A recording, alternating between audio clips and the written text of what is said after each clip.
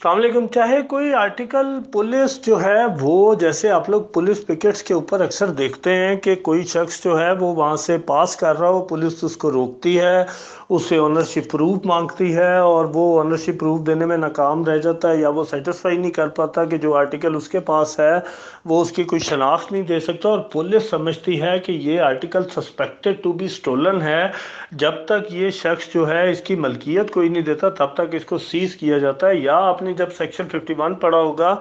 तो उसके अंदर भी आपने देखा होगा कि पुलिस मुख्तलिफ आर्टिकल्स को बॉडी सर्च के दौरान जो है वो कब्जे में ले सकती है। या आपके क्रिमिनल केसेस के अंदर जितनी भी रिकवरीज हैं, जितना भी चीज़ पुलिस इन कस्टडी लेती है, सीज करती है, ये सारे वो आर्टिकल्स हैं जो कि केस प्रॉपर्टी कहलवाते हैं। और 550 हो, 51 हो, जो भी आर्टिकल एक दफ़ा सीज कर दिया जाता है उस आर्टिकल को सवाए मैजिस्ट्रियल कोर्ट के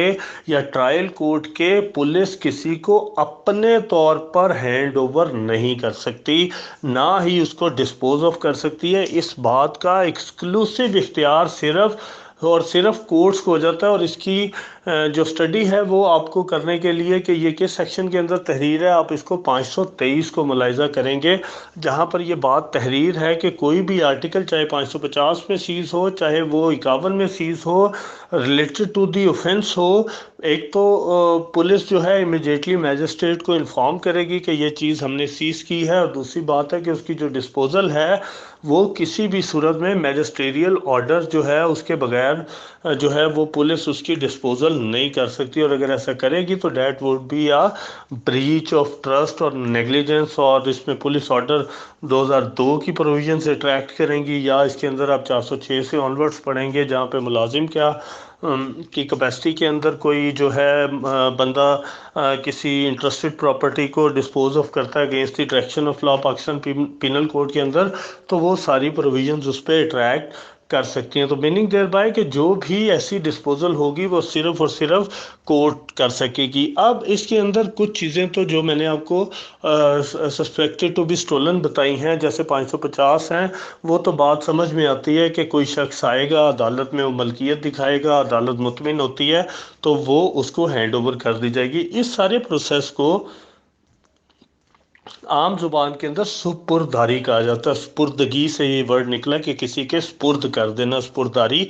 तो अगर कोर्ट समझती है कि ये चीज़ वाकई उसकी मलकियत है जो पुलिस ने सीज की थी, और ये उस वक़्त पुलिस को मुतमिन नहीं कर सका लेकिन इसने अदालत को मुतमिन कर दिया कि ये चोरी की चीज़ नहीं है या ये इसके पास सस्पिशियस नहीं है, लिहाजा इसको दे देनी चाहिए, तो कोर्ट ये अथॉरिटी रखती है कि उसको वो आर्टिकल दे सकती है। दूसरे आर्टिकल्स वो हैं जो कि किसी भी केस से मुतल्लिक होते हैं, जो आपने अक्सर देखा होगा कि कोई मौके के ऊपर कोई आर्टिकल कब्ज़े में ले लिया गया, किसी की कोई पर्सनल बिलोंगिंग कब्ज़े में ले ली गई related to that particular offence, या एक्यूज से कोई चीज़ स्टोलन प्रॉपर्टी रिकवर हो गई, या जो है कोई मोटरसाइकिल सीज हो गई, कोई गाड़ी सीज होगी, जो भी उस ऑफेंस से रिलेटेड है, तो इस सारे प्रोसेस को और जो चीज़ें कब्ज़े में ली जाती हैं इन सारों को केस प्रॉपर्टी कहा जाता है। और ये मैंने 173 की फॉर्म बताते हुए आपको बताया भी था कि ये 173 के खाना नंबर 5 के अंदर इनकी डिटेल भी तहरीर की जाती है कि ये प्रॉपर्टी जो है वो केस प्रॉपर्टी है जो कि अदालत के अंदर प्रोड्यूस की जाएगी। फिर मैंने 173 पढ़ाते हुए ये भी बात बताई थी कि जो उसके पिछले सेक्शंस थे 170 वगैरह, वहाँ पर जो एसएचओ है वो क्या क्या चीज़ें विटनेसेस समेत केस कोर्ट में पेश करेगा। और फिर 173 पढ़ाते हुए मैंने उसकी लास्ट प्रोविजन में ये भी बात बताई थी कि वो केस प्रॉपर्टी भी अदालत के अंदर for the purpose of examination of the court जो है वो प्रेजेंट करने का पाबंद है। लेकिन क्या ये चीज़ें जब सीज की जाएगी तो सारी उम्र कोर्ट के अंदर ही रहेंगी या मालखाने के अंदर ही रहेंगी? तो इसके लिए फिर लेजिस्लेचर ने स्पुर्दारी का एक कंसेप्ट दिया। इंटरम स्पुर्दारी का कंसेप्ट भी है, कंफर्म स्पुर्दारी का कंसेप्ट भी है। इंटरम स्पुर्दारी ये होती है कि अगर एक चीज़ सीज कर दी गई और कोई शख्स ये क्लेम करता कि ये मुझे दे दी जाए क्योंकि ये पुलिस तहवील में ख़राब होने का ख़तरा है, थाने में बंद रहती है, मालखाने में खड़ी रहती है गाड़ी, मोटरसाइकिल या ऐसा कोई और आर्टिकल, तो ये उसको जो है वो पेरिश होने का ख़तरा उसका या वो उसकी जो हालत है वो दिन ब दिन ख़राब हो जाएगी या उसके पुर्जे काम करना छोड़ जाएंगे, लिहाजा मुझे दे दें ताकि ये फंक्शनल रहे, और मैं जब अदालत कहेगी तो उस सूरत के अंदर मैं इसको अदालत में पेश करने का पाबंद रहूँगा। तो कोर्ट अगर मुतमिन होती है पोजेशन से, ऑनरशिप से, उसकी टाइटल से, तो कोर्ट जो है एक इंटरम सपुर्दारी ड्यूरिंग कोर्स ऑफ ट्रायल ये ऑर्डर कर सकती है। ये सिर्फ और सिर्फ ट्रायल कोर्ट कर सकती है। लेकिन अगर मैजिस्ट्रियल कोर्ट है और चालान सबमिट नहीं हुआ, 173 सबमिट नहीं हुई सेशन कोर्ट की, तो उस सूरत के अंदर उस 173 सबमिट होने से कबल कबल इवन सेशन ट्रायल्स के अंदर भी मैजिस्ट्रेट के पास बतौर इलाका मैजिस्ट्रेट ये अथॉरिटी रहती है कि वो इवन सेशन कोर्ट के केसेस की भी केस प्रॉपर्टी की डिस्पोजल इंटरम का ऑर्डर कर सकते हैं। लेकिन 173 सबमिट होने के बाद और 190 के तहत ऊपर भेजने के बाद जो ट्रायल कोर्ट है वो सिर्फ और सिर्फ कॉग्निजेंस लेने के बाद 190 के तहत उस केस प्रॉपर्टी की डिस्पोजल भी वही ट्रायल कोर्ट करेगी जब उसको वो केस इंटरेस्ट हो जाएगा। लेकिन उससे पहले मैजिस्ट्रेट साहब जो इलाका मैजिस्ट्रेट भी होते हैं उनके पास ये अथॉरिटी भी है कि वो अपना केस हो ट्राइबल बाय मैजिस्ट्रियल कोर्ट हो या ट्राइबल बाय सेशन कोर्ट हो, वो दोनों के अंदर इंटरम कस्टडी का ऑर्डर जो है वो कर सकते हैं। प्रोसीजर इसका वही होगा कि कोर्ट जो है वो उसको श्योरिटी के अगेंस्ट वो आर्टिकल हैंड ओवर करेगी, उसका बाउंड किया जाएगा कि आप जो है जब कोर्ट इसको मांगेगी या अदालत में बतौर एविडेंस पेश करने का कहा जाएगा तो आप इसको पेश करने के पाबंद रहेंगे। और ये जो आपकी सेक्शन है ये 516 ए CRPC के अंदर आपको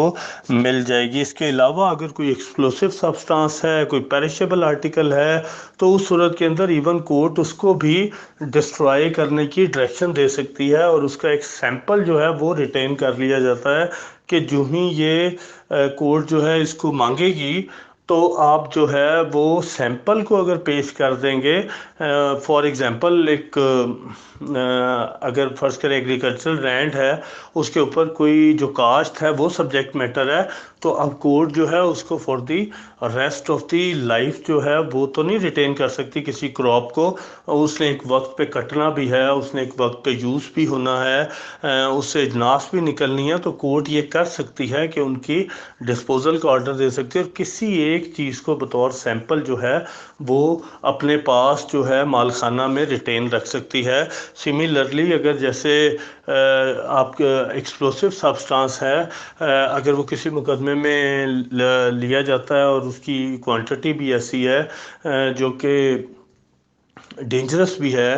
तो कोर्ट ये डायरेक्शन दे सकती है कि इस सारे को आप ज़ाया कर दें और कोई एक सैंपल रख लें जो कि बल्क की को नोट करेगा या इंडिकेट करेगा, और कल को जिस वक्त वो सैंपल पेश किया जाएगा तो यही समझा जाएगा कि ये बल्क ही पेश हुआ है। नारकोटिक्स के अंदर देख लें कि अगर एक नारकोटिक्स है उसको डिस्ट्रॉय करना पड़ जाता है, अगर एक बंदा है उससे मीट बरामद हो जाता है ख़राब, और वो मीट तो ख़राब नहीं रखा जा सकता, ना ही उस ख़राब मीट को फ्रीज किया जा सकता है, लिहाजा कोर्ट डायरेक्शन दे सकती है कि इसको तल्फ कर दें। एक शख्स है उससे पतंगे बरामद हो जाती हैं, अब पतंगे कितना अरसा आप रख सकते हैं, ये जो काइट्स होती हैं तो आप काइट्स को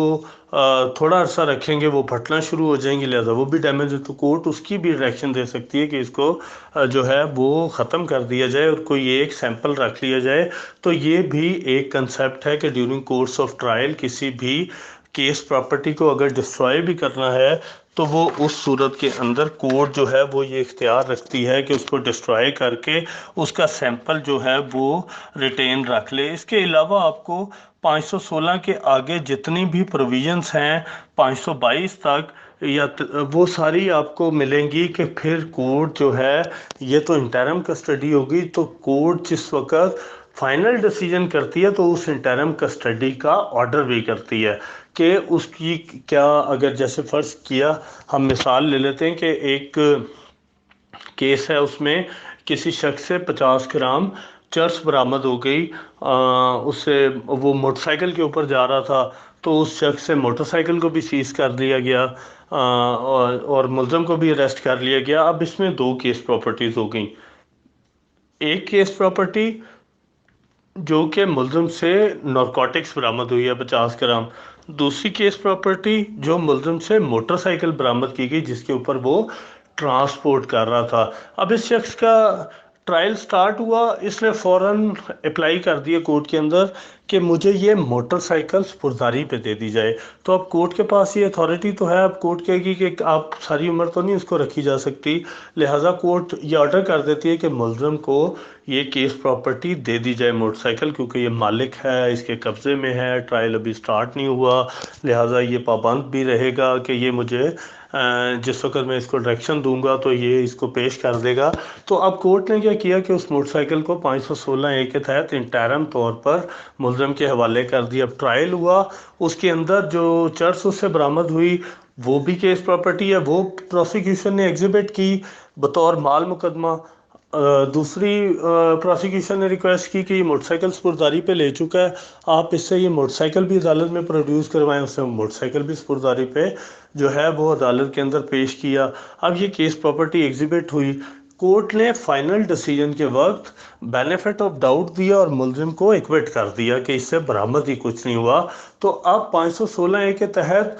कोर्ट ने मोटरसाइकिल उसको दी थी, तो अब जिस वक्त डिसीजन करेंगे तो उस वक्त कोर्ट जो है उसका फाइनल ऑर्डर भी करेगी, क्योंकि पहला इंटरम था या टेम्परेरी ऑर्डर था। अब कोर्ट फाइनल ऑर्डर करेगी कि जो मोटरसाइकिल मैं मुलजिम को एक्विट करता हूँ, इसको केस इस पर साबित नहीं हो सका, लिहाजा ये जो मोटरसाइकिल मैंने इसको इंटरम दी थी, ये चूँकि इसकी मलकियत है, ये कंफर्म की जाती है इसके नाम पर जब तक सुपीरियर कोर्ट इसका कोई एडवर्स ऑर्डर पास नहीं करती। सिमिलरली कोर्ट ये भी ऑर्डर कर सकती है कि जो उसे नारकोटिक्स बरामद हुई, अब साबित तो नहीं हुई कि वो उससे बरामद हुई, लेकिन ये तो साबित था कि वो नारकोटिक्स है, लिहाजा कोर्ट उसको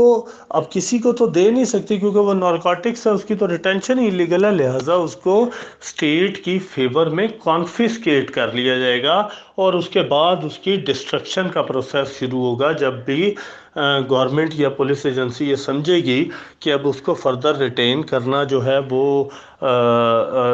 उसका कोई फ़ायदा नहीं है, अपील रिवीजन पेंडिंग कोई नहीं है, मुकदमा फाइनलिटी अटेन कर गया, लिहाजा वो जब तक कॉन्फिस्केशन के बाद जब तक पुलिस रिक्वेस्ट नहीं करेगी उसकी डिस्ट्रक्शन की, वो फिर कॉन्फिस्केट हो जाएगी और उसके अंदर जो है वो कोई भी उसको किसी और सेंस में यूटिलाइज भी नहीं कर सकता और किसी और केस में वो प्रोड्यूस भी नहीं हो सकती और कोई शख्स उसको फिर क्लेम भी नहीं कर सकता कि ये मुझे दी जाए जो चीज़ कॉन्फिस्केट हुई। So this is how case property is dealt finally at the time of the decision of the case. और ये सारा प्रोसीजर चाहे वो इमूवेबल प्रॉपर्टी का हो, चाहे वो आपकी स्कैंडलेस जो भी मैटर हैं उनका हो, कोई बुक्स हो गई, कोई ऐसी चीज़ें डिस्ट्रक्शन, उनकी डिस्ट्रक्शन हो, या कोई मूवेबल प्रॉपर्टी की हो, इमूवेबल प्रॉपर्टी की हो, ये सारी फाइनल डिस्पोजल्स आपको 517 से ऑनवर्ड्स 522 ए तक मिल जाएंगी, जिसका बेसिक कंसेप्ट मैंने आपको दे दिया और आप उसका जिस वक्त टेक्स्ट पढ़ते जाएंगे तो वो आपको सारी चीज़ें खुद समझ आती जाएंगी और ये सारी प्रोविजंस आपकी स्पुर्दारी से रिलेटेड हैं जिनको आप खुद देख लीजिए।